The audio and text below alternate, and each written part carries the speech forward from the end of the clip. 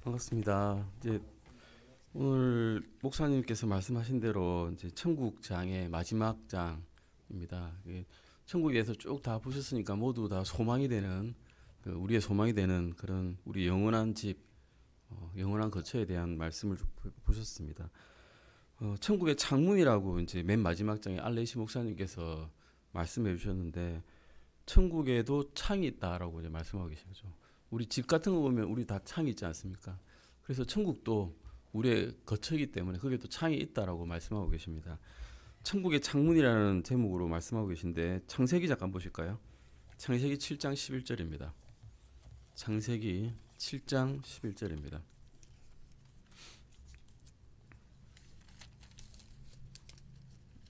창세기 7장 11절 말씀입니다.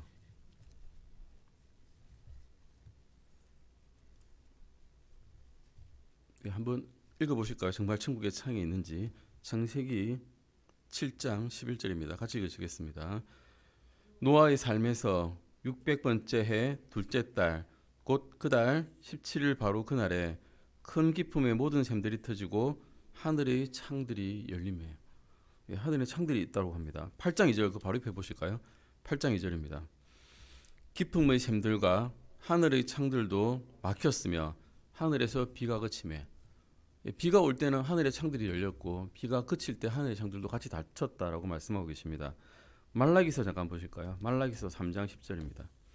말라기서 우리 흔히 이제 예전에 11조에 강조할 때 많이 말씀해 주셨던 말씀입니다. 말라기서 3장 10절 말씀입니다. 말라기 3장 10절입니다. 같이 읽으시겠습니다. 군대들의 주가 말하노라 너희는 모든 11조를 창고로 가져와 내 집에 먹을 것이 있게 하고 이제 그것으로 나를 검증하여 내가 너희를 위해 하늘의 창들을 열고 받아 놓을 것이 없도록 너희에게 복을 쏟아붓지 아니하나 보라.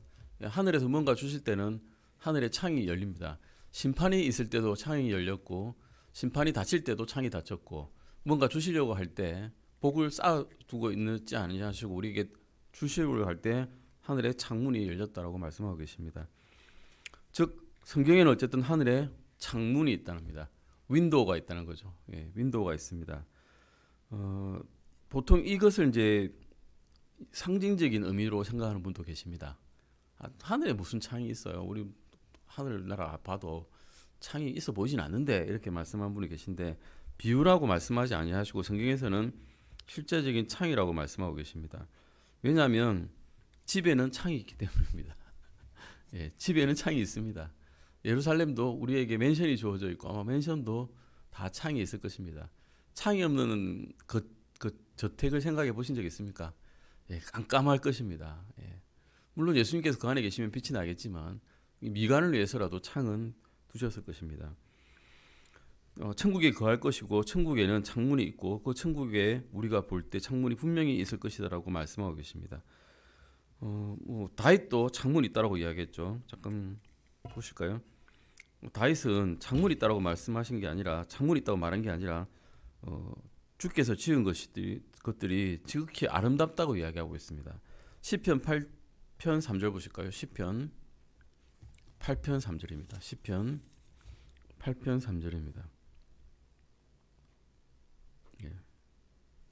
시편 8편 3절입니다.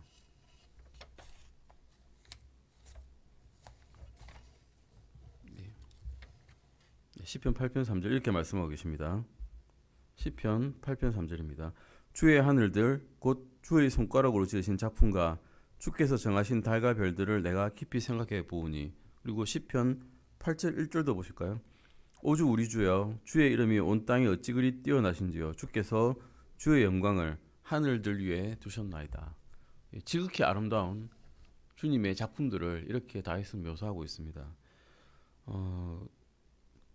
슬픔이나 눈물이나 상심이나 수고나 질병이나 고통이나 죽음이 있는 이 세상에서 우리는 이런 아름다운 것들이 있는 천국의 창을 통해서 그 안의 것을 이제 보고자 합니다.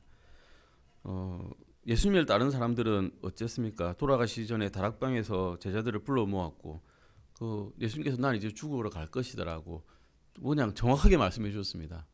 물론 그 뒤에 부활한다고 말씀하셨지만 제자들은 그것을 믿지는 않았고요. 오히려 예수님께서 이 땅에 왕국을 세워주실 것으로 굳게 믿고 있었던 제자들, 그리고 그 옆에서 한 자리 끙끙거리고 뭔가 일을 하고 싶었던 야고보와 요한의 세베대 아들들, 마음에 근심이 가득했습니다. 예수님을 따르는 사람들은 그날 밤에 이 말씀을 듣고 예수님을 저버리고 돌아서 버렸죠. 떠나가 버립니다. 요한복음 6장 66절의 말씀이 그렇게 돼 있죠. 요한복음 6장 66절입니다. 요한복음 6장 66절입니다.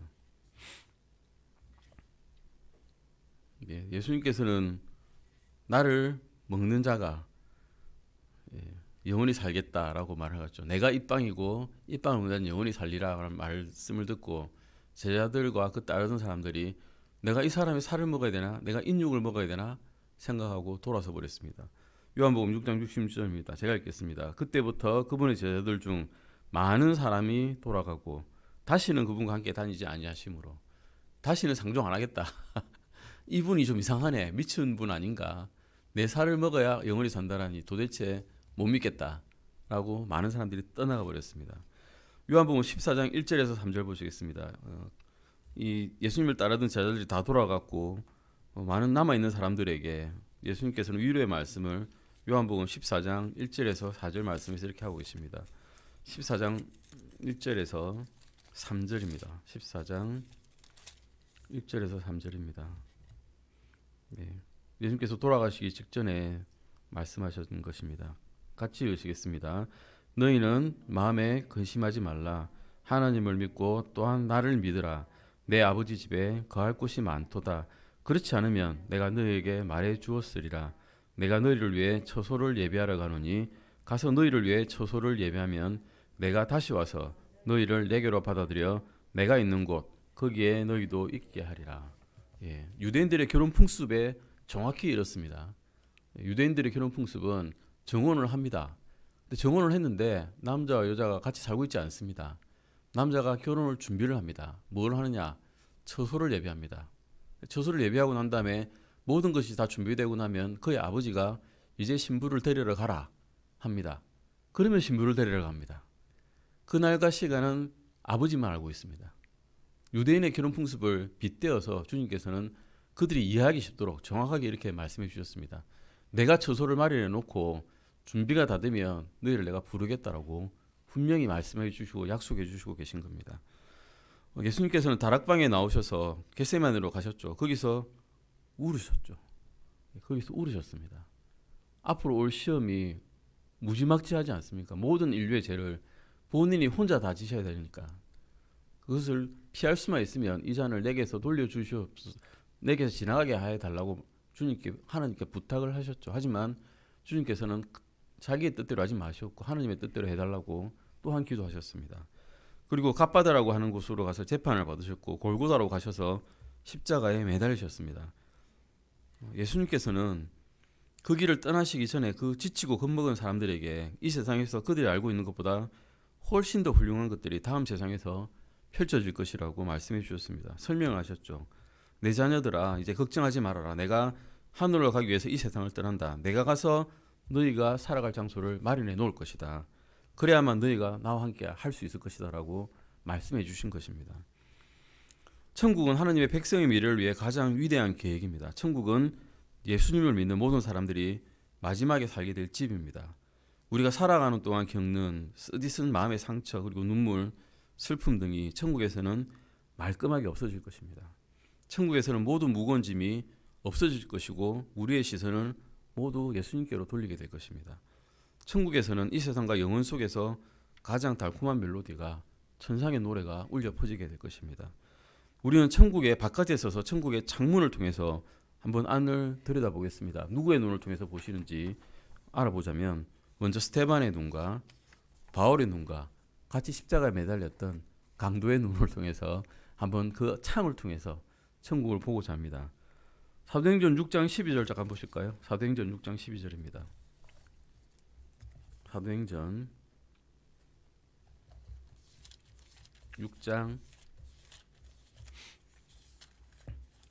12절입니다. 6장 12절입니다. 예, 스데반이 하나님의 말씀을 전했죠. 예수님께서 우리에게 오셔서 우리를 위해 죽으셨고 십자가에 매달리셨고 묻히신 사흘 만에 부활하셨음을 증거하고 다녔습니다. 그러니까 그 유대인들의 공예는 이를 가만두지 않았습니다. 예, 잡아서 죽이려고 합니다. 제가 읽겠습니다. 또 그들이 백성과 장로들과 서기관들을 선동하여 그에게 다가와서 그를 잡아 공회로 데려간 뒤 어떻게 했는가 하면 거짓 증인들을 세웠습니다. 이 사람이 하나님을 모독한다. 이렇게 거짓 증인을 세웁니다. 그러면 유대인의 율법에 따라 하나님을 모독한 자는 돌에 맞아 죽습니다. 참수형도 아닙니다. 돌에 맞아 죽는 게 얼마나 비참한 죽음입니까? 개도 그렇게 안 죽입니다. 아파 죽어가는데 더 아프게 만드는 거죠. 돌에 맞아가지고. 그런 죽음을 죽게 하고 있습니다. 어떻게 말했는가? 6장 13절입니다. 거짓 증인들을 세우니 이들이 이르기를 이 사람이 이 거룩한 곳과 율법을 대적하여 신성 모독하는 말들을 하는 것을 그치지 아니하는도다. 거짓말을 한 거죠. 신성 모독하는 말을 한 적이 있습니까? 이분이 진실을 이야기했습니다. 자기 옆에 있는 모든 사람들이 지옥에 갈 것을 알고 지옥에 제발 안 갔으면 좋겠다. 이 사람들이, 내 동족들이. 그래서 예수님을 전한 겁니다. 그래서 예수님과 같이 있는 그 거처에 가고자 하는 그런 열망을 품고 자기 민족들을 살리려고 신성 모독하는 말이 아니라 사람을 살리는 말을 전했는데 이들은 그것을 받아들이지 않았습니다. 이와 같은 일들이 오늘도 똑같이 사실은 일어나고 있죠.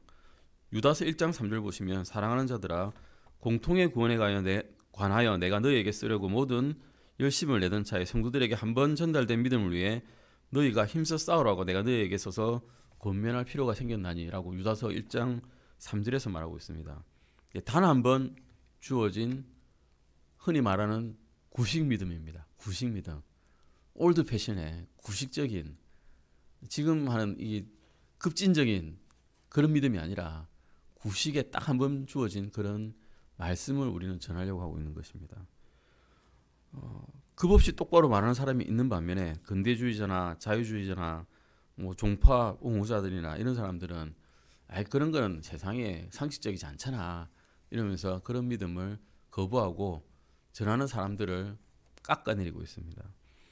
그런 설교자들은 그런 만약에 구식의 믿음을 전하는 설교자가 그런 교회나 교단을 지명해가지고 이 근대주의나 자유주의나 이런 사람들을 지정해가지고 너희는 사탄의 해단이야, 사탄의 앞잡이들이야 이렇게 말하면 그들은 뭐라고 하는가 하면 그 마음에 자비가 없는 사람이야 이 사람. 왜 그런 말들 해가지고 우리의 마음에 끓이낌 있게 하지 이러면서 왜 지옥을 전하려고 하지, 마음이 정말 강팍한 사람이라고 이야기합니다. 이런 식의 우리가 믿는 이 믿음을 전파를 하려고 그러면 그런 것은 부드러운 마음을 가진 사람이 할 일이 아니야 라고 이야기를 하는 것이죠. 그래서 표준 성경이나 뭐 개혁 표준형이나 현대인 성경이나 신세교육이나 뭐 이런 리빙 바이블이나 이런 것들을 가지고 지옥에 대해서 전혀 말하고 있지 않는, 그리고 지옥이라고 헬이라고 적혀져 있어야 될 것들을 다른 말로 번역을 해서 뭐 전혀 지옥을 떠올릴 수 없는 그런 말들, 뭐 수월이라든가, 우리가 지금 그리스어나 헬라어를 모르지 않습니까? 이스라엘 말도 모르는데 수월이라고 해가지고 이게 무덤인지 지옥인지도 구분할 수 없도록 만들어가지고 지옥이 정말 있나? 라는 생각을 가지게끔 그런 건 없다라고 하는 생각을 가지게끔 만들고 있다는 것입니다. 거짓적인들은 다음과 같은 일을 똑같이 행하고 있습니다. 사도행전 6장 14절에서 15절 잠깐 보시겠습니다. 그래서 스데반을 그 거짓 증인들은 쳐서 죽였죠. 그런데 죽일 때 어떻게 되었는지 한번 볼까요? 사도행전 6장 14절에서 15절입니다. 말씀을 전할 때, 스데반이 이 말씀을 전할 때 어떻게 했는지 보겠습니다. 사도행전 6장 14절 15절 같이 한번 읽어보시겠습니다. 그가 말하기를 이 나사렛 예수가 이곳을 헐고 모세가 우리에게 전해준 관례들을 고치리라 함을 우리가 들었노라 하므로 공회에 앉아있던 모든 자들이 똑바로 그를 바라보며 그의 얼굴이 마치 천사의 얼굴 같음을 보았더라. 죄를 지은 사람이 얼굴을 들어서 당당하게 이야기하면서 얼굴이 밝게 빛나는 것을 보실 수 있겠습니까? 어지간히 뻔뻔하지 않고서는 눈을 똑바로 들어가지고 재판관 앞에서 재판관의 눈을 보면서 이 말씀을 전할 때 얼굴이 천사의 얼굴같이 밝을 수는 없습니다. 그 사람의 정신이 올바로 박힌 사람이라면요. 스데반의 정신은 올바로 박혔습니다. 맑은 정신으로 이야기하고 있었습니다. 그는 진실을 이야기하고 있었습니다. 이 스데반의 얼굴이 우리가 본받아야 될 얼굴들입니다. 스데반 얼굴은 천사장의 얼굴처럼, 천사의 얼굴처럼 빛나고 있을 때 대제사장은 7장 1절에서 보면 이렇게 이야기하고 있습니다. 그때 그의 대제사장이죠. 이스라엘 그의 대제사장이 이르되 일들이 그러하냐 하매, 모르잖아요. 모르니까 진짜로 그렇나 이라고 물어본 겁니다. 마음에 그 사람이 근심이 생긴 겁니다. 대제사장이 스데반이 진실을 얘기하니까 정말로 그러하냐라고 말하고 있습니다.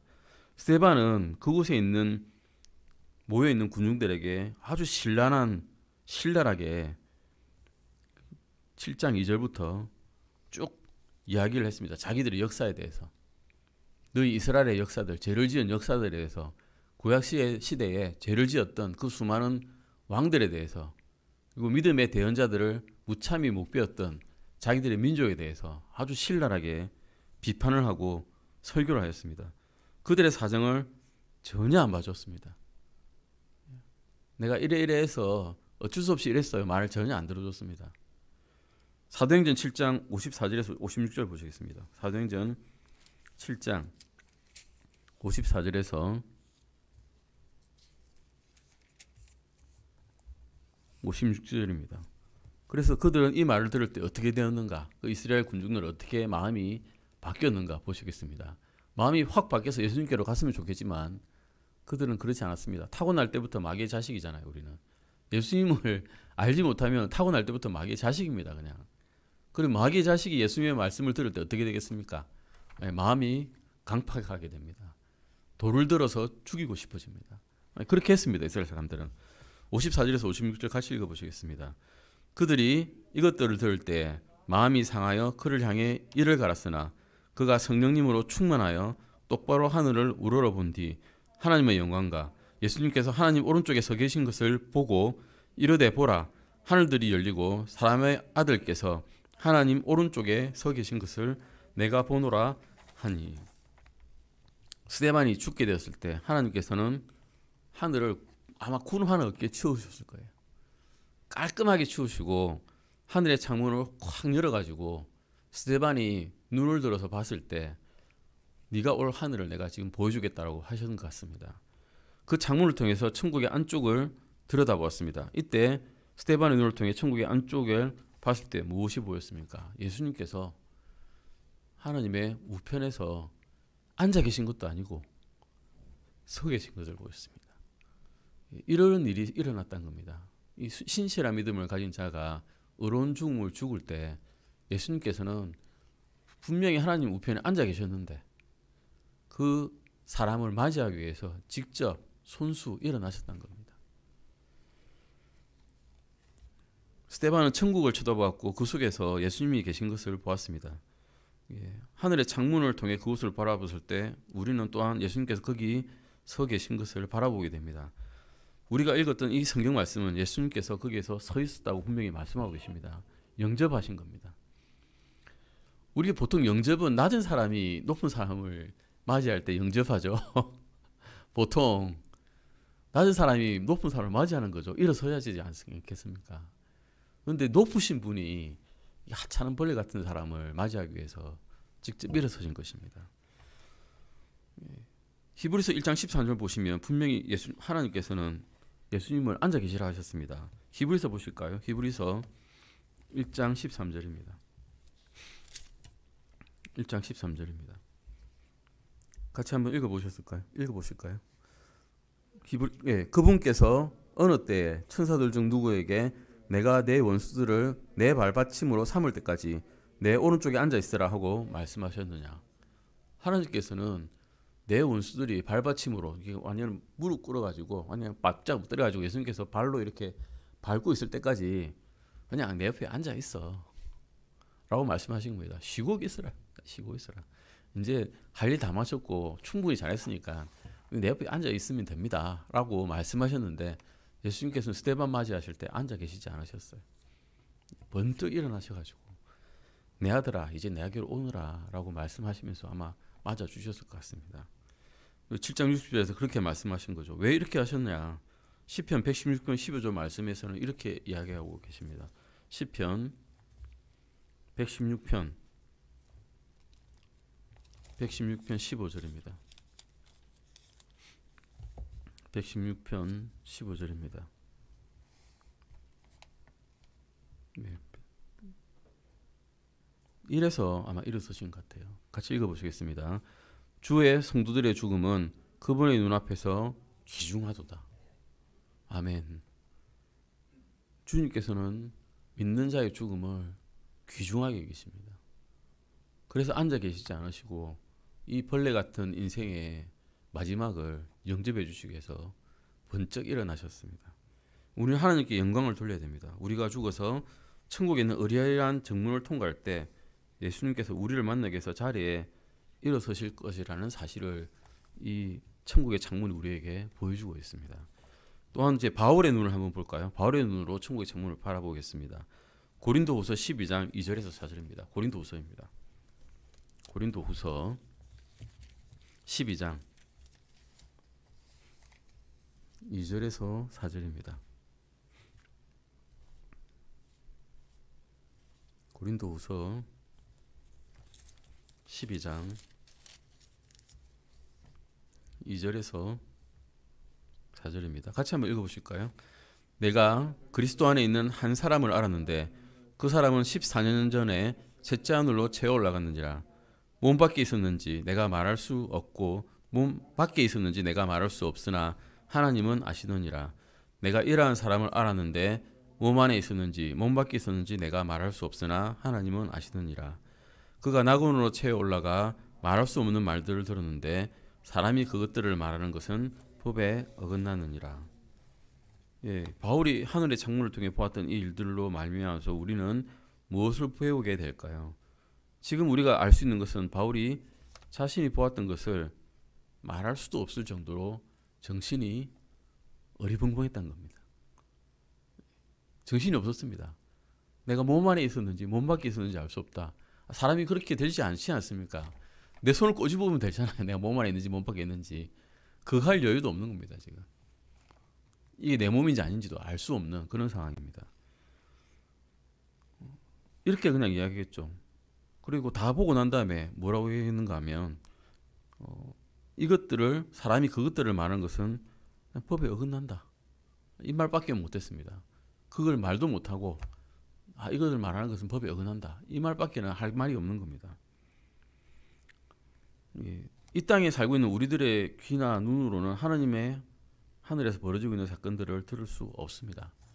누군가가 자기가 천국에 내려가서 천국에서 일어난 일들을 우리에게 말한다고 주장한다면 성경에 따르면 하나님의 법을 거스리는 겁니다. 그러면 유튜브에 있는 그 많은 천국 증언은 어떻게 된 것입니까? 라고 물어보시면 하나님의 법에 어긋나는 것이고 그것을 본 것은 사실 아니라고 말씀할 수 있겠습니다. 그걸 믿지 마십시오. 저도 많이 들어봤는데 뭔가 좀 안 맞습니다. 성경적이지는 않은 것 같습니다. 사도행전을 공부해보면 바울이 고린도 후서를 쓰기 약 14년 전에 루스드라에서 돌에 맞아 죽을 지경에 이르렀을 때가 있었다라고 기록하고 있습니다. 사도행전 14장 8절 28절에서 22절 보시면 그렇게 나와 있습니다. 사도행전 14장 8절에서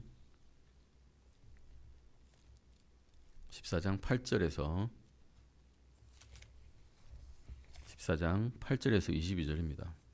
8절에서 22절입니다. 뭐 쭉 읽어보시면 루스드라에 가서 거의 신적인 존재로 추앙을 받았죠, 바울이. 왜냐하면 못 걷는 사람을 병고침을 받게 했거든요. 태어날 때부터 불구로 못 걸었는데 못 걷는 사람에게 가서 내 발로 똑바로 서라니까 그냥 걷는 게 아니라 뛰고 걸었답니다. 그러니까 거기 있는 사람들은 이게 그리스 신화를 아마 믿는 사람인가 봐요. 주피터 신이라 그러고 머큐리라 그러고 이러면서 그 사람들 신으로 모시려고 우르르 모여가지고 신으로 추대를 했답니다. 뭐 이런 정도의 추앙을 받았는데 그렇게 우리는 신이 아니다. 우리는 너희 같은 사람, 성경을 가진 사람이다 말하고 간신히 말려가지고 희생물 못 드리겠답니다. 이런 루스드라에서 사람들이 와가지고 이스라엘 사람들이겠죠. 유대인의 회당에 속한 사람이 와가지고 막 이 사람은 나쁜 사람이다라고 이제 분탕질을 하니까 루스드라에서 거의 돌에 맞아 죽게 되었다라고 22절 말씀까지 보면 이야기하고 있습니다. 뭐 보시면 어떤 유대인들이 19절 보시면 어떤 유대인들이 안디옥과 이고니움에서 거기로 와서 사람들을 설득하고 바울을 돌로 친 뒤 그가 죽은 줄로 생각하고는 도시 밖으로 그를 끌어내었다라고 되어 있죠. 이 정도면 죽은 거 아니겠습니까? 죽은 걸로 생각해서 도시 밖으로 끌어낼 정도로면 죽은 거죠. 그냥 피를 줄줄 흘리고 뭐 현대어거로 생각하면 뇌출혈이거나 경막출혈이거나 뭐 이런 일이 생겨가지고 의식을 아예 잃은 상태, 숨도 안 쉬는 상태, 숨을 보지 않았겠습니까? 숨 안 쉬니까 끌어냈겠죠. 안 그러면 감옥에 가뒀겠죠. 이런 상태에서 바울은 말할 수 없는 것들을 보고 내려왔다는 것이죠. 바울의 눈은 이렇게 보았던 것입니다. 이 일들을 위해 바울은 어떤 생각으로 살았냐? 빌립보서 1장 21절 보시겠습니다. 빌립보서 1장 21절입니다. 빌립보서 1장 21절입니다. 한번 읽어보실까요? 같이 읽으시겠습니다. 이는 내게는 사는 것이 그리스도시요 죽는 것이 이득이기 때문이라. 바울은 평생 이후로 내가 죽는 것이 이득이라고 생각하고 산 사람입니다. 보지 못할 것을, 말할 수 없는 것들을 보고 난 다음에 루스드라에서 내려와가지고 사람들에게 말씀을 전하고 그들의 이득을 위해서 말씀을 전하고 다녔지만 평생 가슴에 품고 있는 이 한 가지는 내가 죽는 것이 이득이다 라는 것이었습니다. 천국에 가보니 그렇게 좋을 수가 없었던 것 같습니다. 다시는 내려오기 싫었던 것 같습니다. 그런데 말씀을 전하는 하나님의 명령을 거역할 수가 없어서 내려와가지고 말씀을 전하고 최선을 다해 살았습니다. 빌립보서 1장 23절에서 24절도 보시겠습니다. 23절과 24절입니다. 같이 읽으시겠습니다. 이는 떠나서 그리스도와 함께 있기를 바라며 내가 둘 사이에 끼어 있기 때문이라. 떠나는 것이 훨씬 더 좋으나 그럼에도 불구하고 육체 안에 거하는 것이 너희를 위해 더 필요하니라. 예. 그는 죽어서 그리스도와 함께 있기를 소원했습니다. 천국이 이 땅보다 훨씬 좋은 것이기 때문에 죽기를 소원했습니다. 예. 우리는 그래서 우리의 믿는 어머니나 아버지께서 돌아가셨을 때 다시 돌아오셨으면 하고 바라면 안 되는 것 같습니다. 훨씬 더 좋거든요, 거기가. 여기보다 훨씬 더 좋습니다. 이 땅에 살면서 고생하는 것보다 거기가 훨씬 더 좋습니다. 단 예수님과 개인적인 관계를 맺은 분이셔야 됩니다. 개인적인 관계를 못 맺었다면 안타깝게도 더 이상 기회가 없습니다. 그 다음엔 그냥 지옥불입니다. 하데스라고 하는 땅 속에 있는 지옥에 갇혀 있다가 두 번째 부활했을 때는 영원한 불못에 던져지게 되는 그런 불행한 운명을 맞게 됩니다. 거기서는 아무리 회개하여도 예수님을 믿을 수가 없고 다시는 기회가 주어지지 않습니다. 이 생에 사는 동안 딱 한 번뿐입니다. 그리고 딱 한 번 주어진 믿음입니다. 딱 한 번밖에 없다는 것입니다. 연욕이 있다거나 다시 몸이 다시 살아나가지고 다시 한 번 더 믿음을 가질 수 있는 기회를 가진다 이런 거 없습니다. 이 땅에 사는 딱 한 번뿐입니다. 성경에서는 분명히 그렇게 말씀하고 계십니다. 우리가 죽게 될 그런 처지에 있다 하더라도 우리는 용기를 낼 수가 있습니다. 우리는 굉장히 멋지고 아름답고 또한 영광스럽고 찬란하게 빛나는 곳으로 갈 것입니다. 이 땅에 살면서 천국을 묘사하는 것은 성경적으로 분명히 불법이라고 말씀하고 있습니다. 우리는 성경이 일러준 것으로 만족할 뿐입니다. 그 다음은 세 번째는 회개한 강도의 눈입니다. 회개한 강도의 눈은 사실은 별로 말씀을 해주고 계시지는 않습니다. 단지 예수님께서 말씀해 주셨죠. 내가 오늘 나와 함께 낙원에 있으리라 라는 그 말로 말씀으로서 위로를 하셨습니다. 누가복음 잠깐 찾아보시겠습니다. 누가복음 23장 39절에서 43절입니다. 누가복음입니다. 누가복음 23장 39절에서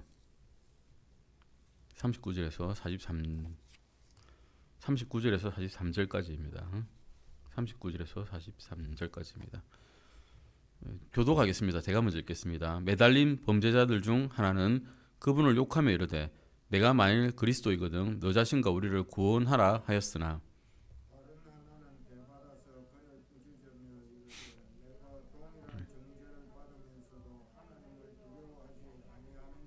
우리는 우리가 행한 일에 대한 응분의 대가를 받으니 참으로 공정하게 정죄를 받지만 이 사람은 어떤 부당한 일도 행하지 아니하였는지라 하고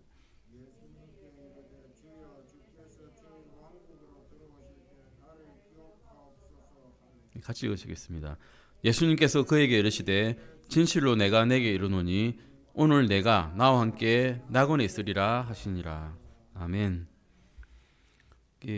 우리는 그 앞에 말씀을 드렸듯이 낙원이 지구 중심 부분에 있다가 예수님 부활 이후에 셋째 하늘로 옮겨갔다라는 사실을 이제 배웠습니다.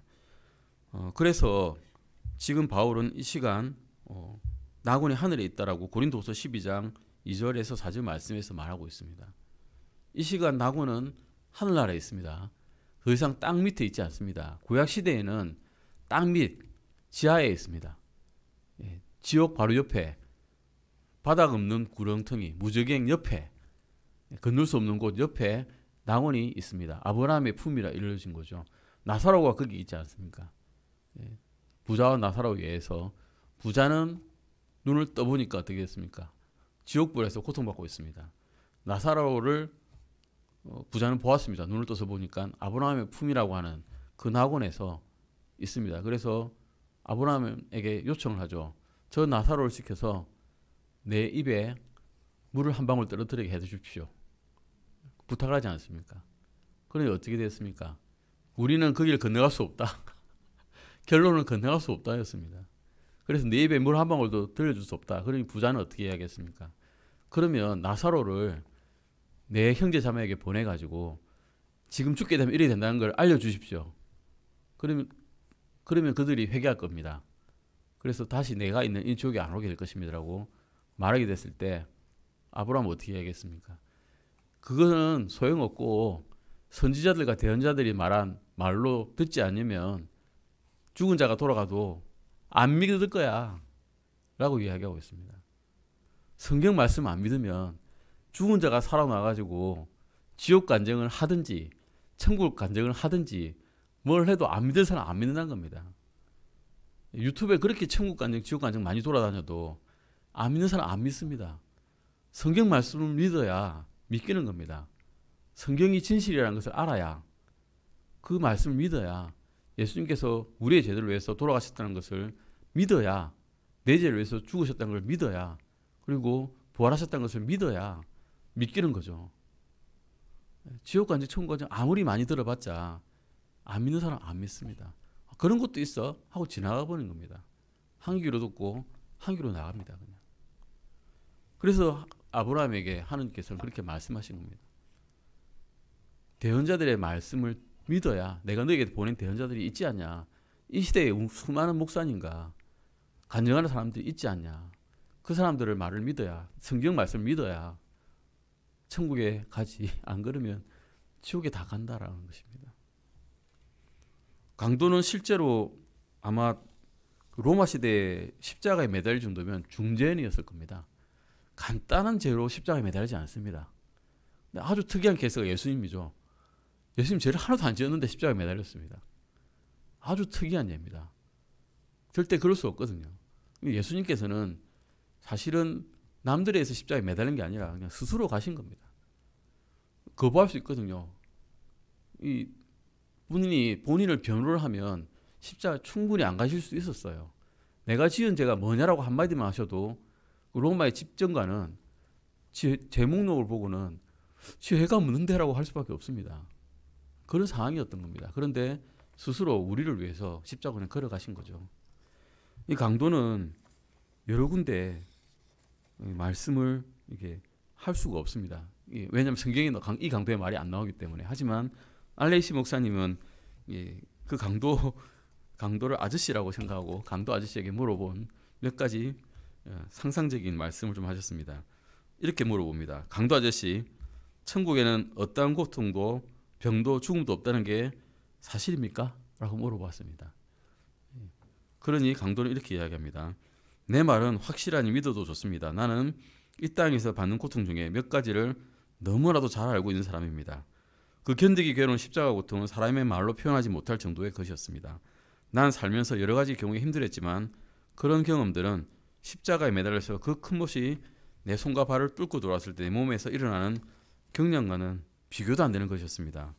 그때 경험했던 심한 몸부림이나 고통과 열과 그 혐오스러운 부끄러움은 절대 잊을 수 없을 것입니다. 내 말을 믿으십시오. 나는 아프다는 것이 무엇인지 잘 아는 사람입니다. 그리고 죽음도 잘 알고 있습니다. 나는 영혼의 문까지 나를 따라와서 그곳에 들어가지 못하도록 끌어내려 하는 죽음의 그 칙칙한 손이 어떤 것인지 알고 있습니다. 라고 강도는 이야기합니다.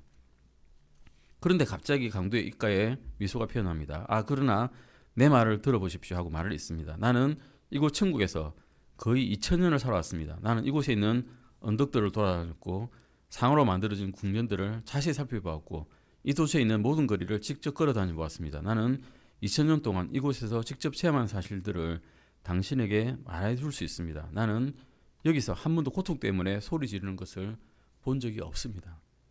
나는 병든 사람을 한 번도 보지 못했습니다. 이 생명의 땅에는 죽음이 결코 발을 들여놓지 못했습니다. 이곳에는 병원도 없고 약국도 없습니다. 응급차에 사이렌 소리도 들을 수 없습니다.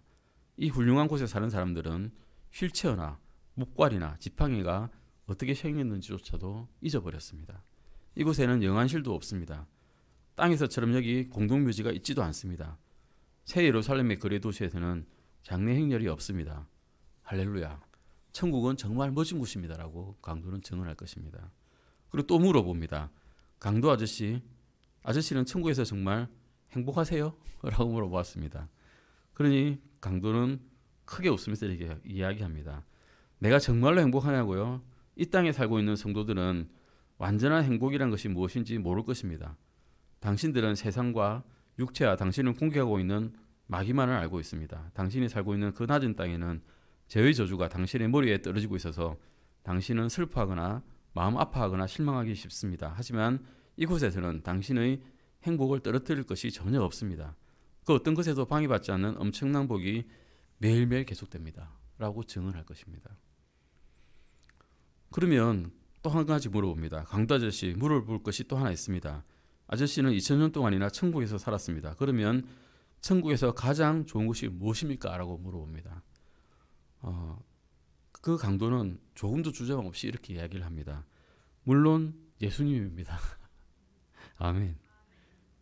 그분은 빛이시고 천국의 생명이시고 또한 살아계십니다. 그분은 당신이 성경에서 그분에 관해서 읽었던 것과 똑같거나 그 이상이신 분입니다. 당신이 여기에 도착하면 이 모든 것을 알게 될 것입니다. 예수님의 복 속에서 살고 그분의 사랑의 빛 가운데 은혜를 받는다는 것은 너무나 굉장한 일이기 때문에 말로 표현할 수가 없습니다. 라고 말을 할 것입니다.